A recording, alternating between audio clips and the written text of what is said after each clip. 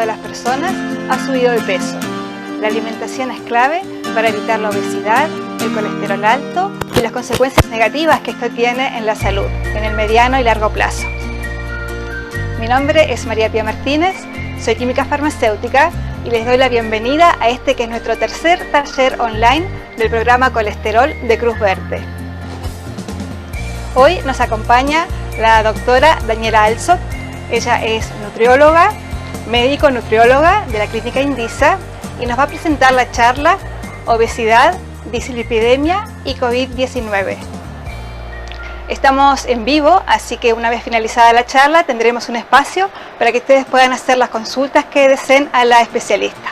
Vamos entonces con la doctora Alsop. Bienvenida, Daniela, muchas gracias por acompañarnos hoy.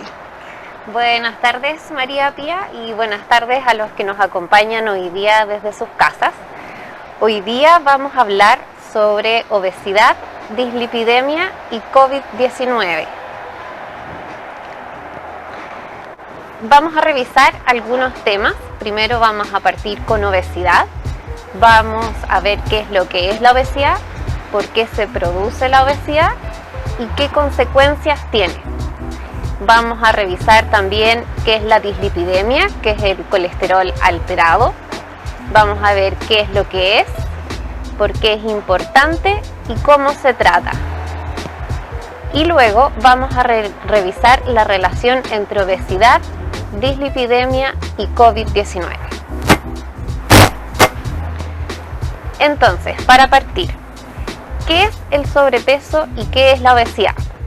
Y esto es un aumento de la grasa corporal que puede ser perjudicial para la salud de las personas. La forma más fácil y más sencilla de medir el sobrepeso y la obesidad es con el índice de masa corporal, que es una relación entre el peso y la talla de la persona. Y esto nos da una buena aproximación. Pero como vemos en la definición, esto es un problema de exceso de grasa corporal. Por eso la mejor forma para medir si es que hay sobrepeso u obesidad es con el porcentaje de grasa corporal.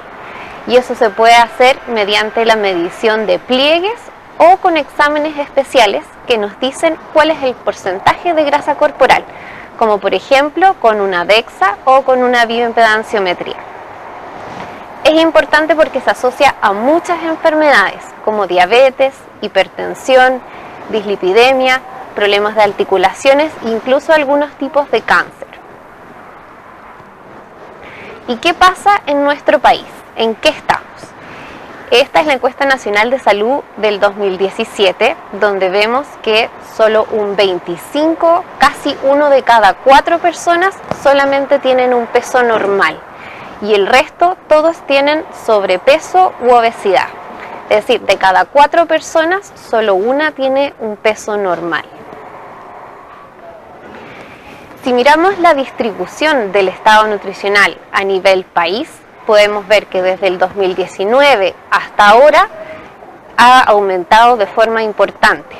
Y si comparamos el estado nutricional entre hombres y mujeres, podemos ver que las mujeres tienden a tener más obesidad que los hombres, pero los hombres tienen más sobrepeso que las mujeres.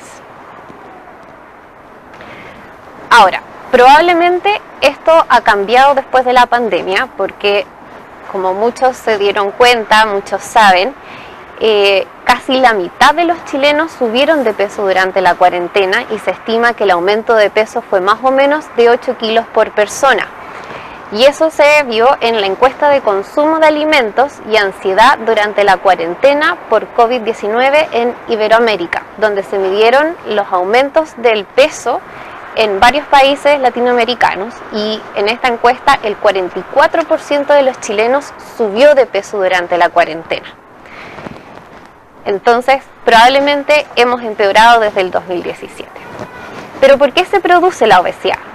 Está la clásica interpretación de que el sobrepeso y la obesidad es solo por comer mucho y moverse poco, pero decir que solo por eso es una afirmación un poco simplista.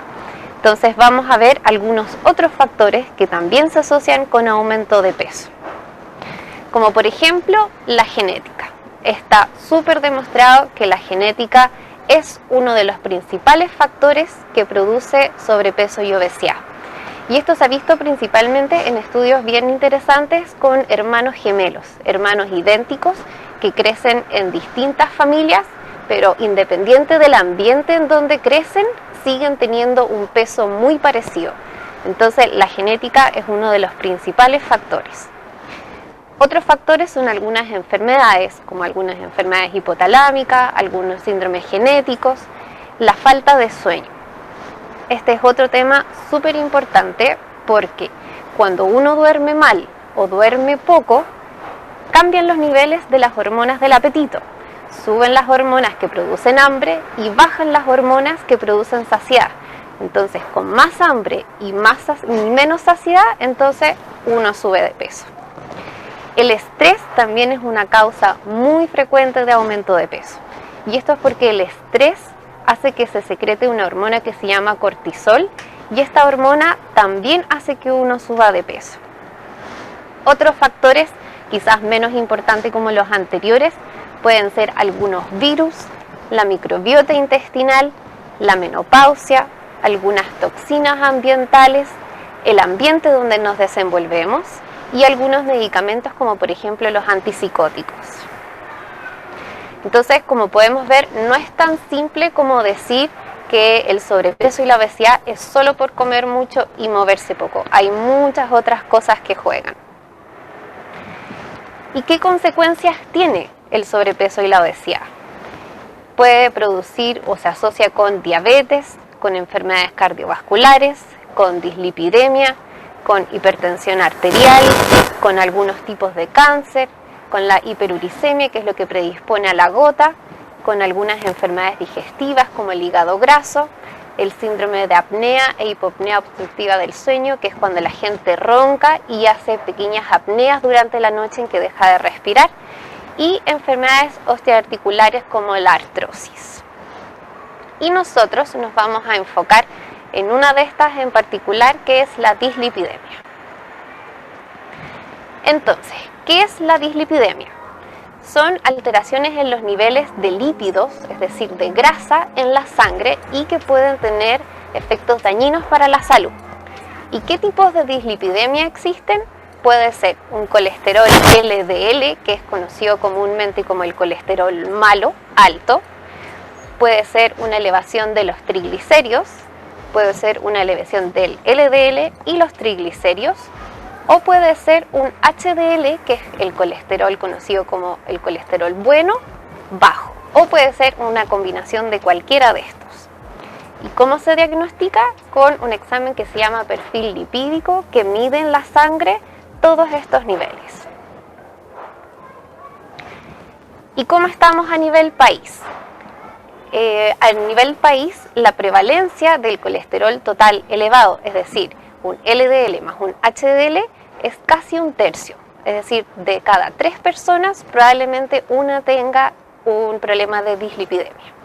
Y si uno lo desglosa según si tiene el LDL alto o el HDL bajo, es más o menos un 5% de las personas que tienen un LDL alto y casi la mitad tienen un HDL bajo. Y en cuanto a los triglicéridos, también casi un tercio de las personas tienen los triglicéridos elevados. Si uno mira la prevalencia del LDL en los adultos según sexo y edad, uno puede ver que entre hombres y mujeres la prevalencia es bastante parecida y la edad, el rango etario en que se encuentra más problemas de dislipidemia es entre los 45 y los 64 años, donde solo 1 de cada 3 tendría un colesterol, un perfil lipídico normal. ¿Y por qué es importante la dislipidemia? En general, la dislipidemia no causa ningún síntoma, pero sí puede ocasionar enfermedades que producen síntomas y en general pueden ser enfermedades bien graves. Por ejemplo, puede producir enfermedad coronaria. Y eso es porque aquí podemos ver en la imagen un vaso sanguíneo y estas placas de colesterol lentamente van obstruyendo el flujo de sangre. Y al obstruir el flujo de sangre va a afectar el órgano donde se está irrigando. Hay veces que esta placa de colesterol se puede romper y se puede tapar por completo ese vaso sanguíneo, y ahí es donde entramos con los problemas. Y podemos tener enfermedad coronaria, que es un compromiso del flujo a través de las arterias del corazón. Y esto puede manifestarse desde síntomas casi indetectables hasta el clásico infarto agudo de miocardio. También puede producir accidentes cerebrovasculares, que es una interrupción focal de alguna arteria del cerebro, produciendo déficit neurológico, y este déficit o daño neurológico hay veces que es reversible y hay veces que es irreversible. O también puede ser un compromiso del flujo de los miembros, que casi siempre es de los miembros inferiores, es decir, de las piernas, lo que produce también daño de las piernas. Y por otro lado, si hay una elevación muy importante de triglicéridos, se puede producir una pancreatitis aguda, que es una inflamación del páncreas que puede ser también muy grave. ¿Y cómo se trata la dislipidemia?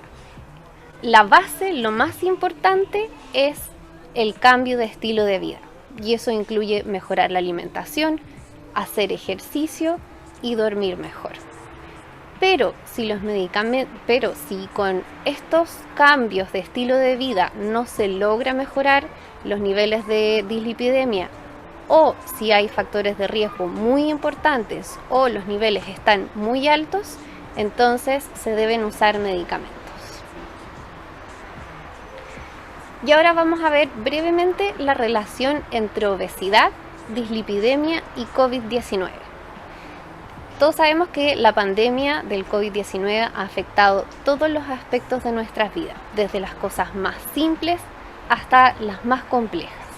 Y la cantidad de personas infectadas y la mortalidad siguen en aumento. Por eso, identificar los factores de riesgo para contraer la enfermedad y para tener complicaciones debido a ella es de suma importancia. La obesidad es un factor de riesgo para una infección por COVID que sea más grave, y a mayor grado de obesidad, mayor es el riesgo.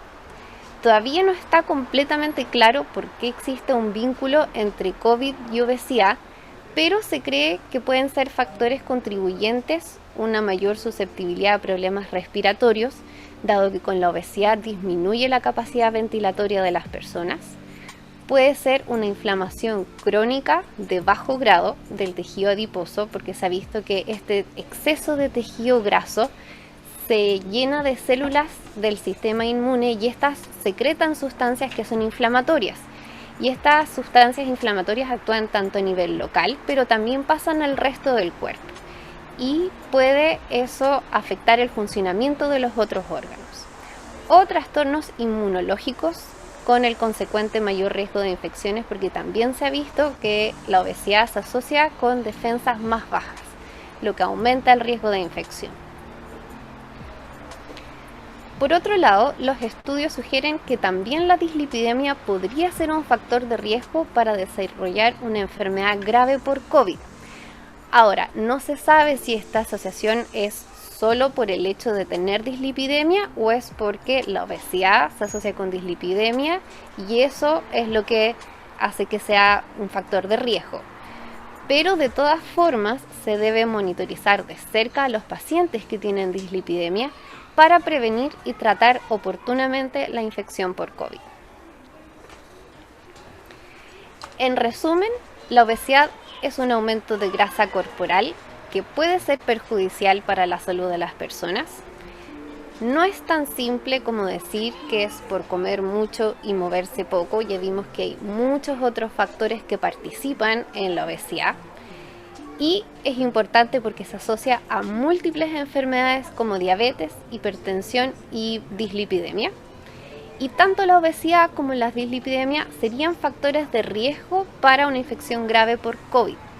Y por eso es tan importante llevar un estilo de vida saludable que incluya mantener un peso saludable, alimentarse bien, dormir bien, evitar el estrés, realizar ejercicio en forma regular para poder prevenir tanto la obesidad como la dislipidemia y el COVID.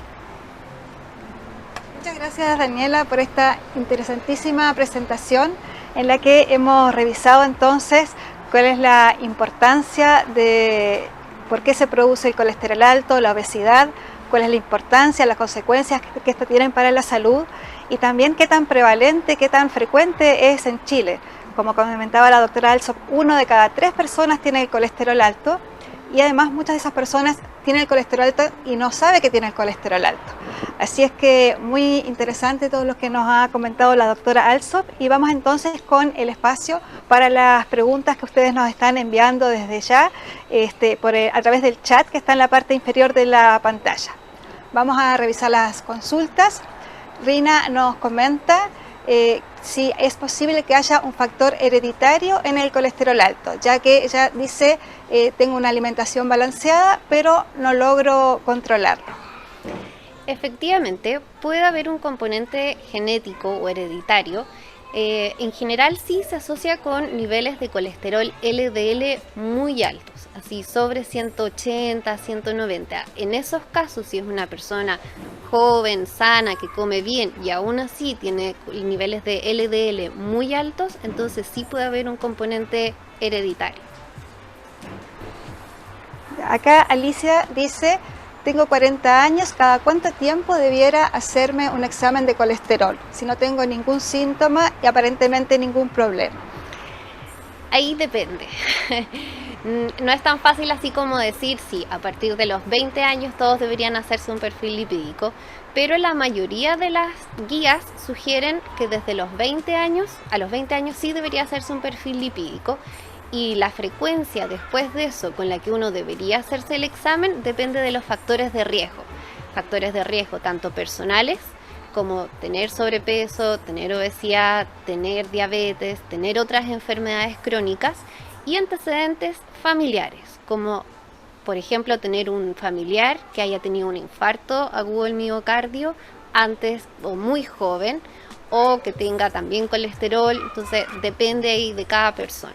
Pero en general a partir de los 20 se recomienda hacer un chequeo incluyendo un perfil lipídico. Bien, seguimos con las consultas. Sari nos comenta que a pesar de tener una alimentación balanceada, no logra ella controlar su peso. Dice, tengo 51 años y he notado que tengo mucha grasa abdominal y no logro bajarla a pesar de que hago algo de ejercicio y cuido la alimentación. ¿Qué le podemos comentar a ella? Para bajar de peso tiene que sí o sí haber un déficit calórico, si no, no se logra. ¿Cómo se logra ese déficit calórico? Puede ser restringiendo la cantidad de calorías que uno come o aumentando la cantidad de calorías que uno gasta. Ahora, el cuerpo, cuando uno lo somete a una baja de peso, lucha con todos los mecanismos que tiene para no bajar de peso, porque evolutivamente era más peligroso estar enflaquecido que estar obeso. Entonces el cuerpo se defiende de la baja de peso con todo lo que tiene. Pero ahí la sugerencia es hacer una evaluación global, evaluando todos los factores de riesgo, quizás pedir algún examen que nos diga la composición corporal y el metabolismo y en base a eso dejar las indicaciones. Bien, acá Patricio nos consulta si el colesterol alto es una enfermedad para siempre o se cura. Buena pregunta. También depende. Si hay antecedentes de una hipercolesterolemia familiar, probablemente sea crónica y toda su vida tenga que usar medicamentos para manejar el colesterol. Pero si es una persona joven, saludable, que en el contexto de una mala alimentación o subir de peso, por eso le sube el colesterol. Si logra manejar esos factores, muchas veces se corrige cambiando esos factores y no siempre es necesario usar medicamentos, pero es reversible. Yo quisiera hacer una pregunta propia también.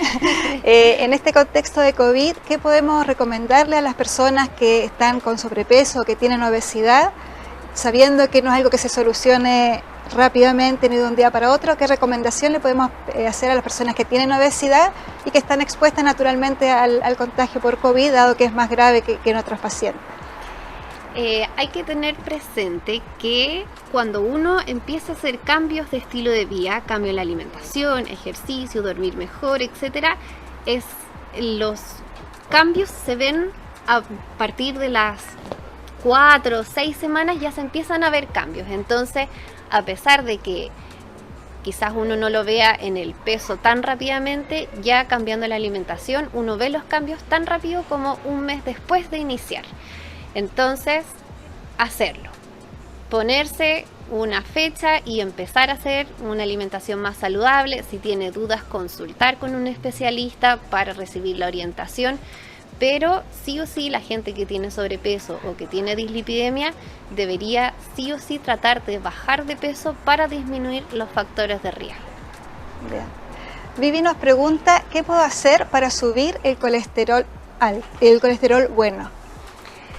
Hay varias cosas que se pueden hacer para subir el colesterol bueno, incluyendo el ejercicio. El ejercicio es muy bueno para subir el colesterol bueno. Y lo otro que también se ha visto que ayuda a subir el colesterol bueno es el omega 3. Bien. Y otra pregunta de Cristian. ¿Qué niveles de colesterol debieran ser causa del uso de medicamentos o cómo se sabe cuándo es necesario usar un medicamento y cuándo es suficiente con estos cambios de hábito de vida? Muchas veces basta solo con los cambios de hábito y ahí lo que uno hace es controlar después de un par de meses para ver si eso mejoró. Si eso no mejoró, entonces uno podría plantear el uso de medicamentos, pero hay veces que uno plantea el uso de medicamentos de la entrada, desde la primera consulta, y es cuando los niveles del colesterol LDL están muy altos. En general se usa como punto de corte, pero esto depende de cada persona. En general, con un LDL sobre 160, uno debería acompañarlo con con medicamentos para el colesterol. Acá Alicia también nos pregunta respecto de medicamentos, si se puede tomar durante muchos años o si eso podría ser peligroso de alguna manera. No hay ningún problema con usarlo indefinidamente. Si tiene factores de riesgo y amerita el uso de medicamentos, entonces lo puede usar toda la vida sin ningún problema. Nos pregunta Pedro si los triglicéridos están siempre relacionados con el colesterol. No, no siempre. Hay veces que las personas tienen solo los triglicéridos altos y todo el resto del perfil lipídico normal, pero los triglicéridos altos tienden a asociarse con un HDL, que es el colesterol bueno, bajito. Pero puede estar solo los triglicéridos altos con el LDL normal o al revés, puede estar el LDL alto con los triglicéridos normales y HDL normal. Ya. Julio nos pide una aclaración, dice, no se sabe exactamente si dislipidemia es hereditaria o por asuntos nutricionales, ¿es así? Eso entendí, por favor confirmar o corregir, para que aclaremos a Julio.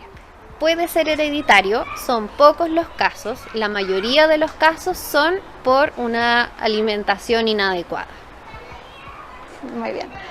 Aurelia nos consulta, tengo normalmente el colesterol alto, solo baja con remedios, pero esos medicamentos cuando dejo de tomarlos vuelve a subir el colesterol. ¿Qué le podemos decir a Aurelia? Ahí habría que evaluar si es que está realizando una dieta, una alimentación adecuada para lograr mantener esos niveles de LDL bajos, porque si es así y aún tiene los niveles muy elevados, podría tratarse de una hipercolesterolemia familiar. Fernando nos consulta si la regulación de peso consiste en el equilibrio de calorías que se ingiere y las calorías que se liberan por la actividad. ¿Puedo, por ejemplo, eliminar una comida para reducir las calorías que ingiero? ¿Cómo me afecta?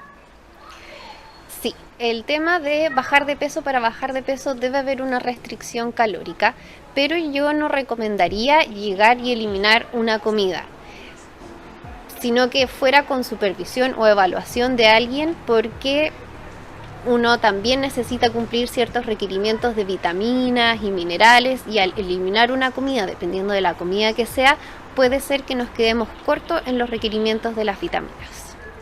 Había una consulta que pasó por ahí que consultaba si hay alguna relación entre las vitaminas, creo que preguntaban particularmente por vitamina D y el colesterol alto.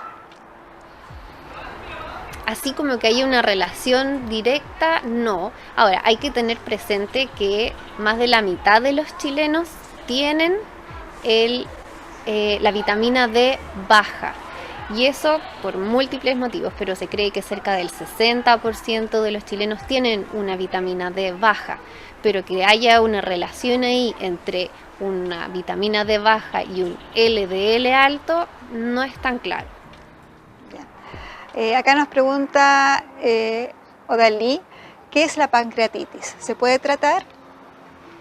Todas las itis en medicina son inflamación. Entonces tenemos amigdalitis, que es la inflamación de las amígdalas, tenemos apendicitis, que es inflamación del apéndice. Entonces la pancreatitis es una inflamación del páncreas. Tiene muchas causas, puede ser por triglicéridos, puede ser por otras causas, y las pancreatitis pueden ser leves, que se manejan idealmente hospitalizados y no requieren mayor complicación, pero las pancreatitis pueden ser muy graves. Y entonces cuando uno tiene los triglicéridos muy altos, está el riesgo de pancreatitis, entonces por eso es tan importante tratar los triglicéridos altos. Bien. María Alejandra nos pregunta cómo calcular su índice de masa corporal. Ella tiene claro, nos da sus mediciones de estatura y peso, así que tiene claro que es a partir de esos dos parámetros, pero para que le expliquemos cómo se hace el cálculo. El índice de masa corporal es el peso partido por la talla al cuadrado. Entonces ahí ella tendría que su talla, por ejemplo, si mide 1,60, multiplicarlo por 1,60 y dividir el peso en ese resultado que le dé, y con eso va a saber su índice de masa corporal. Y el índice de masa corporal sobre 25 es sobrepeso y un índice de masa corporal sobre 30 es obesidad. Natalie nos pregunta qué alimentos, más allá de los evidentes como grasas y frituras, deben evitarse si tenemos el colesterol alto. Buena pregunta, porque uno tiende a pensar en colesterol malo solo con las frituras, quizás las mantequillas, las margarinas, los quesos, que es lo que generalmente uno asocia con el colesterol LDL alto. Pero en realidad todos los productos que son muy procesados, incluyendo galletas, tortas, queques, las mayonesas, en general todas las cosas muy procesadas, como en este proceso para hacerlas más ricas, más sabrosas, les agregan grasas, entonces también ayudan a subir el colesterol LDL. Bien, acá nos hace una pregunta que yo creo que probablemente la han hecho varias veces muchos de los pacientes. ¿Qué opina de las dietas que son ricas en grasas y bajas en carbohidratos? Es una respuesta no tan fácil, porque depende, aquí todo depende. Depende del tipo de grasas que se utilicen para hacer estas dietas como altas en grasa y bajas en carbohidratos.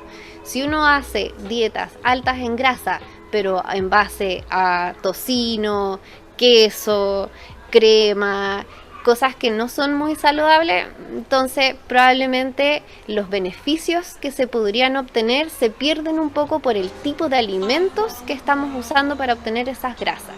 Pero por ejemplo, si se usan aceites como por ejemplo el aceite de oliva o aceite de canola, si se usan los pescados, los frutos secos para obtener las grasas, entonces podría ser una buena alternativa. Bien, acá nos pregunta otro de nuestros asistentes que si nos puedes comentar sobre los fitoesteroles, la utilidad, si son útiles o no.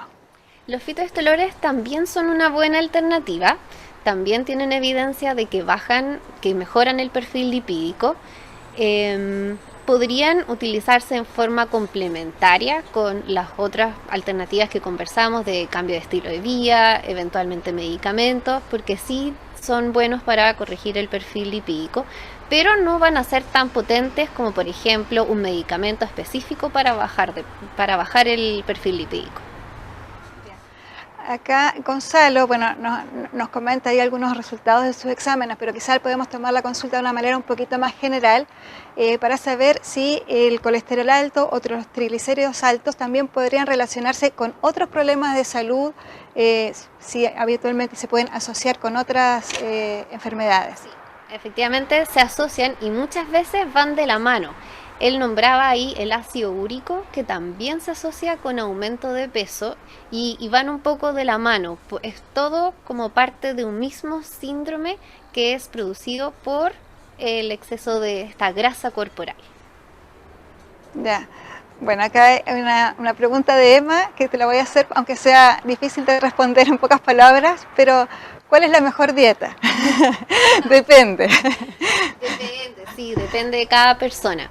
Hay, por ejemplo, ahora que está muy de moda el tema del ayuno intermitente, hay gente que el ayuno intermitente va a ser una excelente alternativa por su estilo de vida, por sus características personales, pero hay gente que el ayuno intermitente no le va a servir porque no se acomoda a esa persona. Al final, la mejor dieta es la que le acomode a cada persona, pero que sea en base a los productos más saludables posibles. Harta fruta, harta verdura, legumbres, granos enteros, frutos secos, aceites saludables, pero lo que más se acomode a cada persona. Bien. Ana María nos pregunta, ¿cómo se puede acelerar el metabolismo después de los 60? Buena pregunta. Primero aclarar que así como medicamentos o sustancias que aceleren el metabolismo no hay. Lo que sí se puede hacer para mejorar el metabolismo es hacer ejercicio. ¿Por qué? Porque cuando uno hace ejercicio y desarrolla masa muscular, esa masa muscular, aunque esté en reposo ese músculo, va a estar gastando más calorías que, por ejemplo, si fuera solo grasa.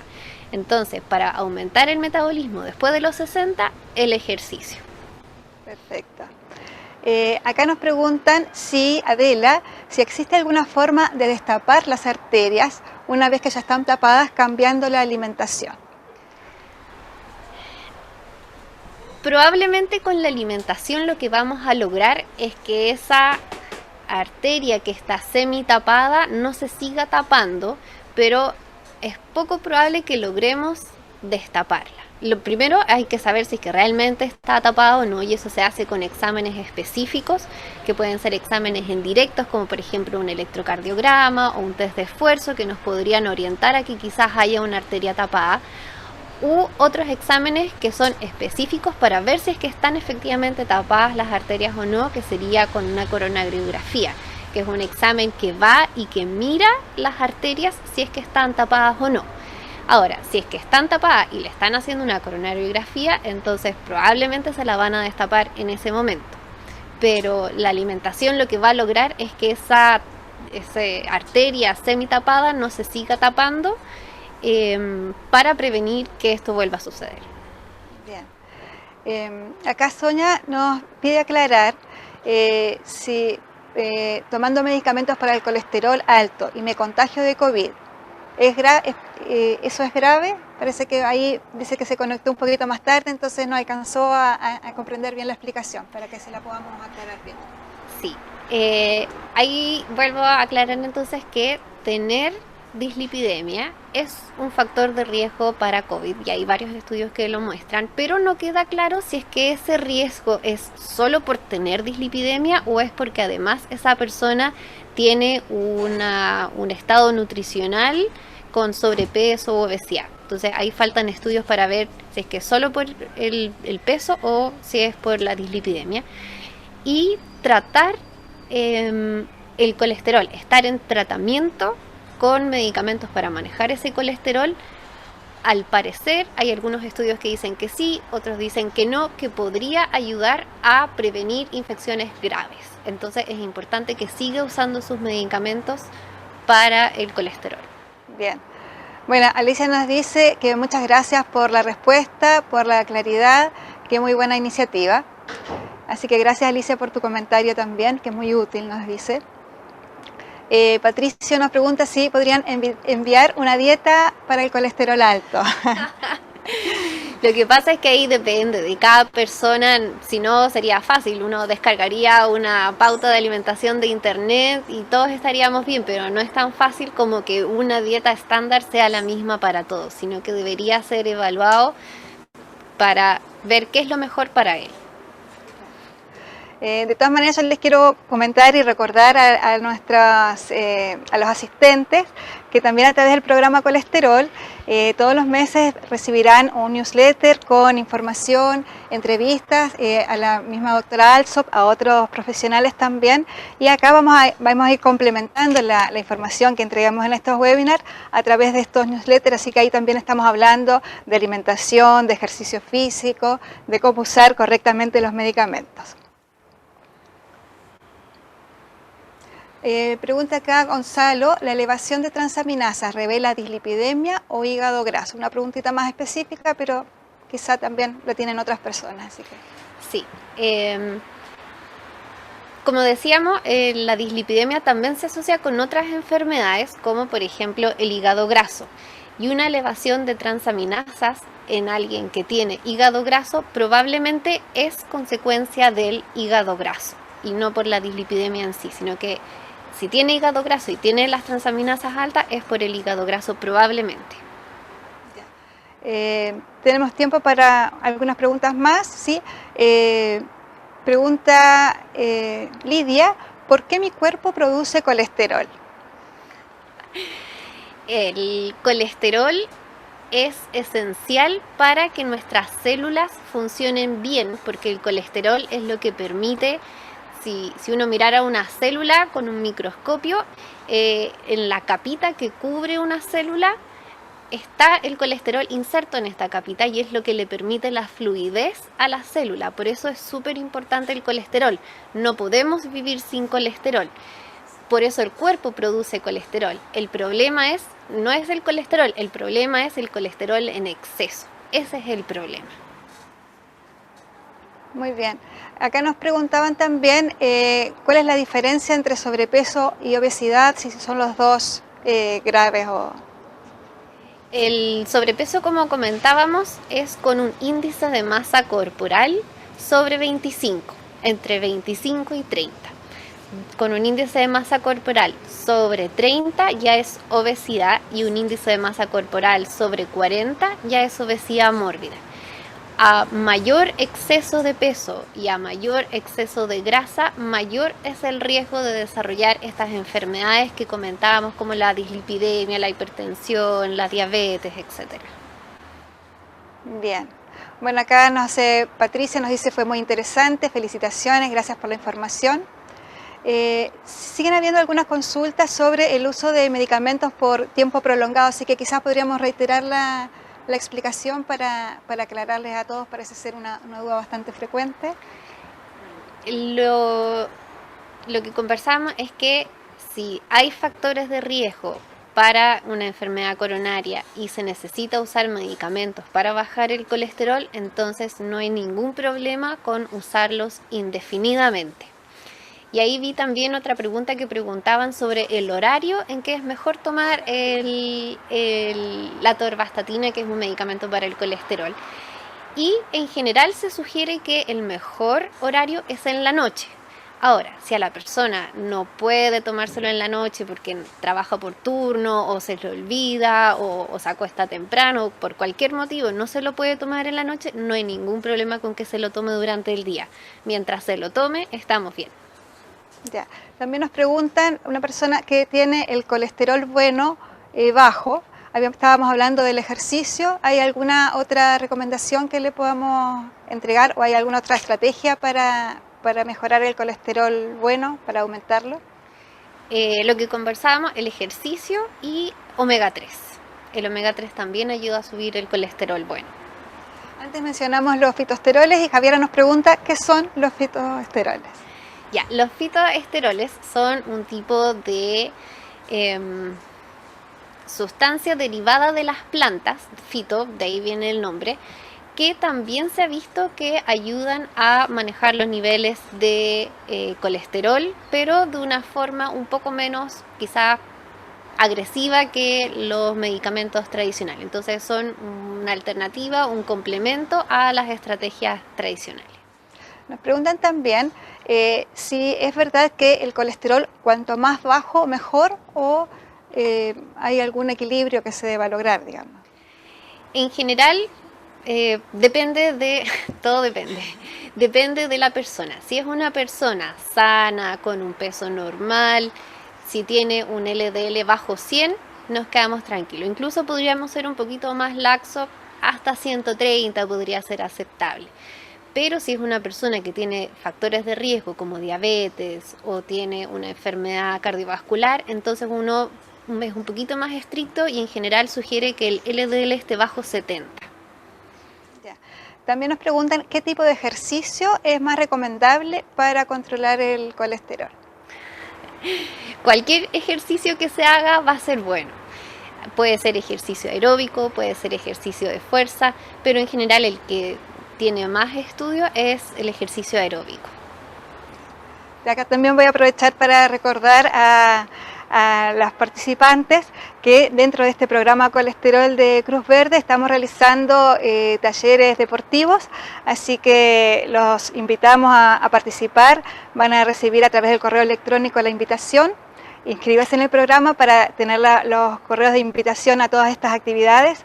La semana pasada estuvimos con un profesor de educación física que nos enseñó a hacer una rutina, así es que también vamos a tener oportunidad de compartir esos espacios de movimiento para complementarlos con la alimentación y con el uso de medicamentos cuando se requiera.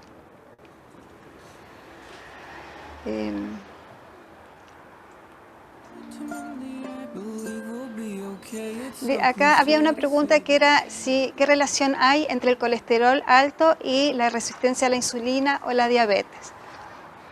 La resistencia a la insulina, así muy sencillo, quiere decir que el páncreas está trabajando como sobre tiempo para producir más insulina, ya que esa insulina ya no logra manejar el azúcar, la glicemia como debería. Entonces el páncreas tiene que trabajar más. Y por eso hay más insulina dando vuelta. Y si uno lo mide en los exámenes de sangre, por eso uno puede detectar la resistencia a la insulina. La resistencia a la insulina en sí, más que una enfermedad, es como un factor que predispone a desarrollar prediabetes y después diabetes. Entonces es como un estado inicial. Y también se ha visto que la resistencia a la insulina es por exceso de peso generalmente. Y como la dislipidemia también es por exceso de peso, entonces muchas veces uno encuentra gente que además de tener el colesterol alto, también tiene resistencia a la insulina, pero es la misma causa. Bien. Bueno, tenemos muchísimas personas conectadas, muchos comentarios también de agradecimiento, de que les ha gustado la charla, así que nos alegramos mucho de que les haya sido útil. Esperamos que apliquen todas estas información que nos ha entregado la doctora Alsop. Muchísimas gracias, Daniela, y a Clínica Indisa también por esta exposición. Como les decía, vamos a continuar con nuestras actividades del programa Colesterol, pero muchas gracias por hacerte este tiempo. Gracias por la invitación. La próxima semana volveremos con un taller de cocina saludable. Nuevamente nos va a acompañar Camila Chef. Quienes conocen a Camila y estuvieron en el primer taller saben que ella nos hace unas clases muy entretenidas de cocina con ingredientes saludables que además están disponibles en todas las casas, así que excelente, esperamos que estén conectados también la próxima semana para disfrutar del taller de Camila. Me están avisando que las consultas que han quedado, que no hemos tenido tiempo de responder, que la doctora Alsop no ha alcanzado a responder en este taller, las vamos a responder por correo electrónico para que podamos aclarar todas las dudas y queden 100% claros con el colesterol, la obesidad, la relación con el COVID y cómo prevenir, que también es uno de los temas bien importantes, no solo el controlar el colesterol y el tratar, sino también tomar estrategias para prevenir el colesterol alto. Y como les comentaba, la próxima semana estaremos nuevamente con el taller de Cami Chef, Así que les recuerdo, si aún no se han inscrito en el programa Colesterol, hacerlo para que tengan la información de todas estas actividades. Ya no hay excusas para no adoptar hábitos saludables porque tenemos actividades entretenidas para apoyarlos en este cuidado de la salud. Los esperamos la próxima semana.